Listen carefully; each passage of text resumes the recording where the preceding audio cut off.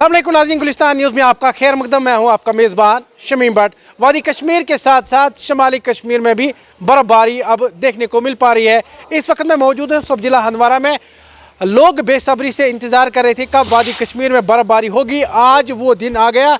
आज शुमाली कश्मीर के कपवारा हंदवारा में भी इस वक्त अच्छी खासी बर्फ़बारी हो रही है। मेरे साथ मौजूद है यासिर साहब, यासिर गिलानी साहब। क्या कहेंगे, अभी बर्फ़बारी हो रही है, लोगों में कहीं ना कहीं राहत की सांस है, बाग मालिकान काफ़ी ज़्यादा खुश नज़र आ रहे हैं, तमाम लोग जो है बच्चे एंजॉय कर रहे हैं। आप क्या कहेंगे, आप भी इस वक्त बर्फ़ में हैं? अगर आप देखें बर्फ़बारी बहुत सारी ढेर सारी खुशियाँ लेके आई हैं। इस साल की इस सीज़न की हम पहली बर्फ़बारी देख रहे हैं। आप देखें खुशक साली का बहुत प्रकोप था। जैसे आप देखें जो पूरा माइनस में हो गया था पूरा कश्मीर, -6, -7, -8, जिससे बहुत सारी बीमारियाँ भी लाक हो गई थी, जैसे वायरल कुछ इन्फ्लुएंजा वगैरह। तो उन पर भी एक लगाम सी, एक रोक सी आएगी इस बर्फ़ की वजह से। और दूसरा जो आप देखें बाग मालिकान बहुत परेशान हो गए थे। तो बर्फ़ जो है कश्मीर के लिए बहुत ही इम्पोर्टेंट है। जैसे आप हवा, पानी, बिजली, वैसे ही यहाँ पे बर्फ़ का होना भी बहुत ज़रूरी है। तो हम बहुत ज़्यादा खुश हैं कि अभी बर्फ़बारी हो रही है, इस सीज़न की पहली बर्फ़। एक तो देखने में ही आप देखें पूरा इसने ढक लिया है, पूरा खूबसूरती से पूरे इस धरती को इन्होंने सफ़ेद कर दिया है। तो ये सारे लोगों के लिए एक खुशी का मंजर है। तो हम बहुत खुश हैं और अल्लाह पाक का बहुत शुक्रिया अदा करते हैं, शुक्रगुजार हैं अल्लाह पाक के कि उन्होंने हमें इस से माला माल किया, ये जो नियामत है बर्फ़ की। जी, तो क्या कहेंगे, जिस तरह डॉक्टर साहिबा ने हिदायत भी दी है, जो बुजुर्ग लोग हैं उनको एहतियात बरतने की जरूरत है कि गर्म पानी पिए, कहीं ना कहीं उन्होंने भी राहत की, क्योंकि काफ़ी ज़्यादा ठंडा चला। कलान ने अपना चेहरा जो दिखाया, आज एक हफ़्ता गुजर गया, 40 दिन का चला कलान का होता है, तो आज एक हफ़्ता मुकम्मल हुआ। आज 27 दिसंबर है, बर्फ़बारी हुई है। जिस तरह मैंने कहा कि बाग मालिकानों की बात करेंगे, वो कहीं ना कहीं परेशान थे, तो रीढ़ की हड्डी मानी जाती है क्योंकि जो मेवासान से लोग हैं वाबस्ता है। तो अब बर्फ़बारी हुई है, हमारे जो एग्रीकल्चर और हार्टिकल्चर पे इस पर काफ़ी फ़ायदा भी हो सकता है ना। जी, आप देखिए एग्रीकल्चर, अगर हम हॉर्टिकल्चर की बात करें, एग्रीकल्चर का एक बैकबोन है जो हॉर्टिकल्चर हमारे इकॉनमी का बैकबोन है कश्मीर में। तो आप देखें सेब मालिकान जो हैं, सेब बागात जो रखते हैं, उनके लिए बर्फ़ का होना बहुत ज़रूरी है। सेब के जो पेड़ हैं उनके लिए बर्फ़ का होना बहुत ज़रूरी है। और आप देखें जो हमारा ये ड्राई स्पेल चला था, जिसमें आपको मैट ने ये यहाँ पे घोषित भी किया था कि बहुत ज़्यादा यहाँ पे सर्दियाँ होने वाली हैं, जिसमें लोगों को चाहिए, बच्चे बूढ़े सब जवान, अपने आप को पूरे गर्म मलबूसात में रखें। तो ये सारा इसी की वजह से हो गया था क्योंकि बर्फ़बारी नहीं हो रही थी। ड्राई वेदर की वजह से टेम्परेचर जो है बहुत डिप कर गया था, माइनस में चला गया था, -7, -10। तो आप देखें यहाँ पे जो हंदवारा का टाउन है, सोपोर, बारामूला, श्रीनगर, यहाँ पे भी -8 का आपने प्रकोप देखा था। तो इस बर्फ़बारी की वजह से एक तो ये माइनस का जो यहाँ सिलसिला चला था, बहुत ज़्यादा ड्राई स्पेल का सिलसिला चला था, ये ख़त्म हो जाएगा। दूसरा एक और आपने देखा होगा कि इस सीज़न में आग के बहुत ज़्यादा वारदात होते हैं। जो मालिकान हैं, जो आप देखें इसमें गाँव देहात में जो लोग रहते हैं, उनके पास लकड़ियों का भी अंबार होता है, बाकी चीज़ें होती हैं। तो इस ड्राई स्पेल की वजह से कहीं ना घास में कहीं पर भी आग पकड़ने का बहुत ज़्यादा, आपने बहुत ज़्यादा वारदातें देखी होंगी जो है यहाँ गाँव देहात में हो रही थी।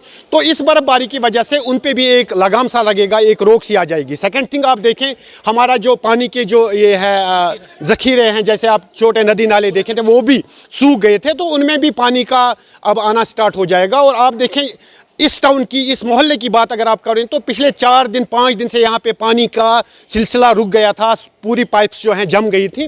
तो इस बर्फ़बारी की वजह से ये पाइप्स भी खुद ही खुल जाएंगे। एक मैकेनिज़्म रहता है इस बर्फ़बारी का, मतलब इतना ज़रूरी है ये बर्फ़ का होना कश्मीर के लिए। तो हम बहुत ही शुक्रगुजार हैं अल्लाह पाक के कि जिन्होंने हमें नवाजा इस नियामत से। तो इस चीज़ को हम इंजॉय भी कर रहे हैं। दूसरा इसके कुछ बेनिफिट्स हैं जिनसे हम बहुत ज़्यादा खुश हैं। जब भी वादी कश्मीर में बर्फ़बारी होती है, थोड़ी सी बर्फ़बारी होती है, तो महंगाई आसमान छू रही है। चाहे सब्जियों की बात करेंगे, चाहे गर्म मलबूसातों की बात करेंगे, क्या चाहिए जिला इंतजामिया को, वो एक टीम को मुतहरिक करे, वो मार्केट में चेक करे, जो भी ज़्यादा मुनाफाखोरी करेंगे उन दुकानदारों के खिलाफ, उन रेड़े सब्जी फरोशों के खिलाफ कार्रवाई होनी चाहिए।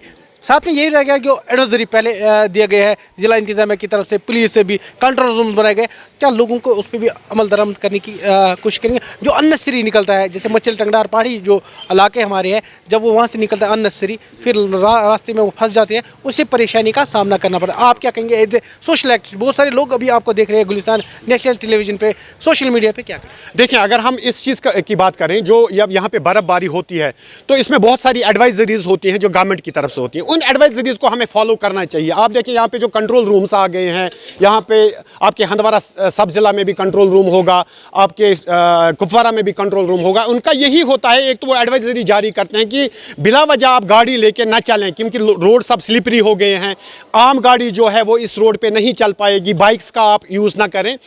बहुत ज़्यादा मजबूरी जब होगी तब आप गाड़ी लेके निकलें। तो इस एडवाइजरी को हमें फॉलो करना चाहिए। एक तो इनकी वजह से आपके रोड्स भी ब्लॉक हो जाएंगे, अगर खुदा न खास्ता कोई बीमार हो जाता है, उसको हॉस्पिटल जाना है, तो रोड्स ब्लॉक होने की वजह से वो वहाँ पे पहुँच भी नहीं पाता है। सेकंड थिंग, अगर ये आम लोगों की हम देखें, हमारी ये जिम्मेवारी बनती है कि हम इन प्रिकॉशनरी मेजर्स को फॉलो करके खुद को इन चीज़ों से बचाएं। सेकंड थिंग, अगर हम इस चीज़ को देखें जो हम गवर्नमेंट से चाहते हैं, गवर्नमेंट से हम ये चाहते हैं, एडमिनिस्ट्रेशन से ये चाहते हैं कि इसके साथ साथ एडवाइजरी जारी करने के साथ साथ अपने मैकेनिज्म को, अपनी मशीनरी को इनको मुतहरिक करना चाहिए। इनको पता है कि ये बर्फबारी का सीज़न है, तो गवर्नमेंट को भी, इनका जो मैकेनिकल डिपार्टमेंट है उनको भी चाहिए कि वो गाड़ियाँ अपनी रेडी रखें, जो स्नो क्लियरेंस है वो टाइम ऑन टाइम हो, बिकॉज कोई भी बीमारी की वजह हो, बीमारी की वजह से कोई भी बंदा परेशान ना हो, हॉस्पिटल तक पहुँच जाए, उसको मेडिकल एड मिले। तो हॉस्पिटल्स का भी हम ये बोलेंगे कि जो गाँव देहात में CHCs हैं, छोटे हॉस्पिटल्स हैं, वो भी बीमारों को, छोटी छोटी बीमारों को रेफ़र ना करें या बड़े डिस्ट्रिक्ट हॉस्पिटल्स की तरफ, श्रीनगर की तरफ। तो वहाँ पे भी दवाई या अद्वियात रखें और डॉक्टर्स की अवेलेबिलिटी रखें, ताकि जो गांव देहात में दूर दराज इलाकों में लोग रहते हैं, छोटी बीमारियों की वजह से उनको टाउन्स में ना आना पड़े और उनको परेशान ना होना पड़े। तो ये सारी चीज़ें अगर गवर्नमेंट हमें प्रोवाइड करती है तो हमें ये चाहिए कि ये जो एडवाइजरीज हैं गवर्नमेंट की तरफ से, हम भी फॉलो करेंगे। दूसरा, आपने बोला था महंगाई पे जो आपने बात करी थी, ये ऑब्वियस है, अगर आपका रोड ब्लॉक हो जाता है, रोड्स ब्लॉकेड हो जाते हैं, तो जिनके पास सब्जियां हैं, जिन लोगों के पास नए स्टॉक्स अपडेट नहीं होते हैं, तो उनमें हो सकता है कि वो रेट्स को बढ़ाएं। तो गवर्नमेंट को चाहिए कि इस चीज़ को देखें। लेकिन अगर हम अभी की हालत देखें, अभी 2 साल पहले या इस साल हमने देखा, जो हमारे सब्जी फरोश है, दुकानदारान साहिबान हैं, वो वैसा नहीं करते हैं जैसा पहले होता था। रोड्स 10-10, 20-20 दिन के लिए ब्लॉक हो जाते थे। अब गवर्नमेंट के पास भी ऐसी मशीनरीज आ गई हैं कि रोड्स उतने टाइम तक ब्लॉक नहीं रहते हैं, जिसकी वजह से महंगाई पर भी प्रकोप रहता है। तो हम यही चाहेंगे कि गवर्नमेंट को चाहिए रोड्स ब्लॉक ना हो, फ्रेश वेजिटेबल्स, सारी चीज़ें, खाने खुर्दने के जो सामान हैं वो मार्केट में अवेलेबल रहें। अगर वो अवेलेबल रहेंगे तो आपके रेट्स कभी अप डाउन नहीं होंगे।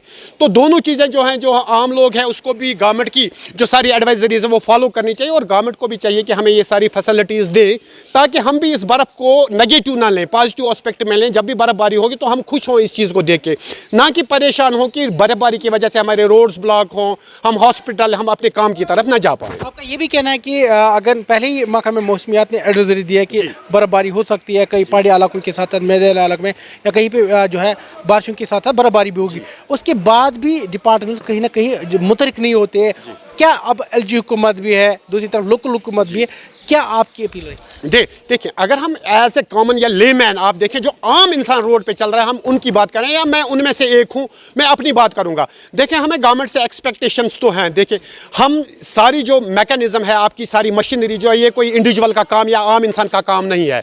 आम इंसान तो सिर्फ आपको टैक्स पे कर सकता है और आपको कॉपरेशन दे सकता है, आपकी जो एडवाइजरीज वगैरह उनको फॉलो कर सकता है। गवर्नमेंट को चाहिए कि जब भी विंटर्स आए तो विंटर्स के लिए ये प्रिपेयर रहे। एक तो आपका गैस है, आपका पेट्रोलियम है, पेट्रोल, गैस, फ्यूल वगैरह, इन चीज़ों का ज़ख़ीरा करके रखें पहले से ही, ताकि अगर कभी रोड ब्लॉक हो तो लोगों को सफ़र ना करना पड़े। सेकंड थिंग, आपका जो बाकी बिजली का इंतज़ाम है, ये इतना बढ़िया हो कि हल्की सी बूंदाबांदी के साथ ही आपकी बिजली का गुल हो जाना, मतलब ये जैसे जायज़ ही कर दिया इन लोगों ने। आपने यहाँ पे एक बात तो दोहराई कि लोगों ने ये भी कहा कि बिजली नहीं तो फ़ी नहीं। हम फ़ी भी नहीं भरेंगे, बिजली जब नहीं होगी।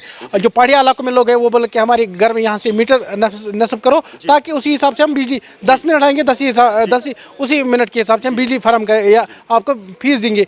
क्या कहेंगे आप? देखें, अगर क्या बोलते हैं, नो इलेक्ट्रिसिटी नो फीस, तो ये होना भी चाहिए। अगर आपको बिजली नहीं मिल रही है तो आपको फीस भी नहीं देनी चाहिए। लेकिन हम अपनी सोसाइटी को इतना मॉडर्न भी नहीं समझेंगे, आप अपने गवर्नमेंट्स को इतना मॉडर्न भी नहीं समझेंगे कि इनमें इतने भी इथिक्स हों कि अगर हमें बिजली नहीं मिलती है तो ये हमसे फीस भी नहीं लेंगे। लेकिन हम इनको बोलते हैं कि हम फीस दे देंगे भाई, हम बढ़ा चढ़ा के फीस देते हैं। सारे स्टेट्स, अगर आप इंडिया के सारे स्टेट्स को जम्मू कश्मीर के साथ कंपेयर करोगे तो सबसे ज़्यादा फीस देने वाले हम हैं।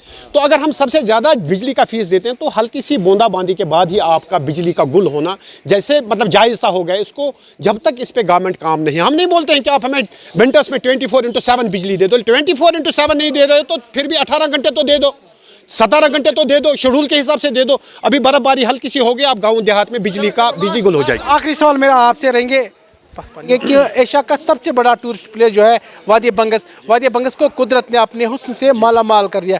वहाँ पे आज से पहले 1 महीने वहाँ पे बर्फबारी हुई। आप चाहते कि विंटर वहाँ पे भी होनी चाहिए स्पोर्ट्स की हवा से या खेलो इंडिया की तरफ से वहाँ पे भी प्रोग्राम, ताकि यहाँ के जो बेरोजगार नौजवान हैं उनको भी वो रोजगार के वसाइल वो वहाँ से पैदा कर। देखिए, अगर आप बंगस की बात करेंगे, द ब्यूटीफुलेस्ट एरिया जो कश्मीर में आप अभी देखते हो, अभी मतलब वो आप बंगस को वर्जन ही समझो, बहुत सारे लोग वहाँ पे नहीं गए होंगे। अगर आप देखें, वहाँ पे 1 मंथ पहले ही बर्फबारी हो गई थी, अभी वहाँ पे बहुत ज़्यादा बर्फबारी होगी। हम ये मतलब आइडिया लगाते हैं, गैस लगाते हैं, हो सकता है कि 2 या 4 दिन के बाद हम एक ऑफ रोडर लेके वहाँ पे जाएं भी और अपने जो सामान है इनको एक वीडियो वहाँ की दिखाएं। तो हम एडमिनिस्ट्रेशन से, टूरिज्म जो डिपार्टमेंट है हमारा, यहाँ पे आप देखें लाबड़ा भी बनी हुई है, डेवलपमेंट अथॉरिटी बनी हुई है, उनसे ये अपील करेंगे कि ये जो आ गया है ये सीज़न, इसमें एक विंटर कार्निवल होना चाहिए पूरा प्रॉपर बंगस में, जहाँ पे सारा जो विंटर गेम्स हैं, जैसे वो सीकिंग है, आइस हॉकी है, वहाँ पे ATVs लेके जाएं, ताकि लोगों का ध्यान बंगस की तरफ जाए। और विंटर कार्निवल जब वहाँ पे होगा तो ये लाहक है कि वहाँ पे लोग जाएंगे, टूरिस्ट्स आएंगे। जब टूरिस्ट्स का फ्लो बढ़ेगा तो यहाँ की जो लोकल पॉपुलेशन, लोकल लोग हैं, इनको यहाँ पे रोज़गार मिलना लाहक है। तो हम चाहते हैं कि जो लाबड़ा है इसकी तरफ ध्यान दे और वहाँ पे एक विंटर कार्निवल हो डिस्ट्रिक्ट एडमिनिस्ट्रेशन की तरफ से, जिसमें हम भी कॉपरेशन करेंगे, हम भी जाएंगे, ताकि यहाँ के लोगों को फ़ायदा हो। जी नाज़रीन, ये थे मेरे साथ यासिर गिलानी, जो एक सोशल एक्टिविस्ट है। उन्हें गुलिस्तान न्यूज़ के साथ बात करते हुए साफ तौर कहा कि वादी कश्मीर के साथ साथ शुमाली कश्मीर में भी इस वक्त अच्छी खासी बर्फबारी हो रही है, और जब भी वादी कश्मीर में बर्फबारी होती है तो महंगाई आसमान छू रही है। ज़िला इंतज़ामिया को चाहिए एक टीम तश्कील देनी होगी, वो जिला यहाँ पे मार्केट में चेक करे, जो भी दुकानदार ज़्यादा मुनाफाखोरी करेंगे उनके खिलाफ कार्रवाई होनी चाहिए। और जब मच्छल टंगडार केरन की बात करेंगे, जिला इंतजामिया की तरफ से पहले ही कंट्रोल रूम बनाया गया है। अगर किसी को मच्छल या टंगडार केरन जाना है, वो पहले जिला इंतजामिया के साथ रब्ता करे, ताकि वो अपना सफ़र जो है वो तय करे। क्यों जो अननेसेसरी गाड़ी जो है रॉन्ग पार्किंग में खड़ी करती है, परेशानी होती है। जब माएँ बहनें दर्द में होती हैं, उनको हंदवारा जो डिस्ट्रिक्ट अस्पताल है, एस्टेट GMC है, वहाँ पे उनको रेफ़र करता है। जो अननेसेसरी जो रेफ़र करते हैं, किसी को सर दर्द हो उसको टंगडार से या कपारा से या करालपुरा से या सुगाम से रेफ़र करते हैं। तो हमारी भी गुजारिश रहेगी ज़िला इंतज़ामिया से, और तमाम वो अननेसेसरी पेशेंट्स को रेफ़र ना हंदवारा करें, क्योंकि हंदवारा में भी काफ़ी जगह की कमी है। वहाँ पे बीमार और तीमारदारों को काफ़ी ज़्यादा परेशानी का सामना करना पड़ता है। दूसरी बात मैं यह ज़रूर कहना चाहूँगा, जब भी वादी कश्मीर में बर्फबारी होती है तो महंगाई आसमान छू रही है। महंगाई के साथ साथ बिजली की आँख मचोली की वजह से लोग काफ़ी ज़्यादा परेशान हैं। तो फिलहाल इस वक्त जो है कहीं ना कहीं लोगों ने रात की सांस ली है। इस वक्त भी अच्छी खासी बर्फबारी हो रही है, तो लोग काफ़ी ज़्यादा, बच्चों के साथ साथ बुजुर्ग नौजवान काफ़ी ज़्यादा खुश नज़र आ रहे हैं। गुलिस्तान न्यूज़ के लिए हंदवारा से शमीम भट्ट की खास रिपोर्ट।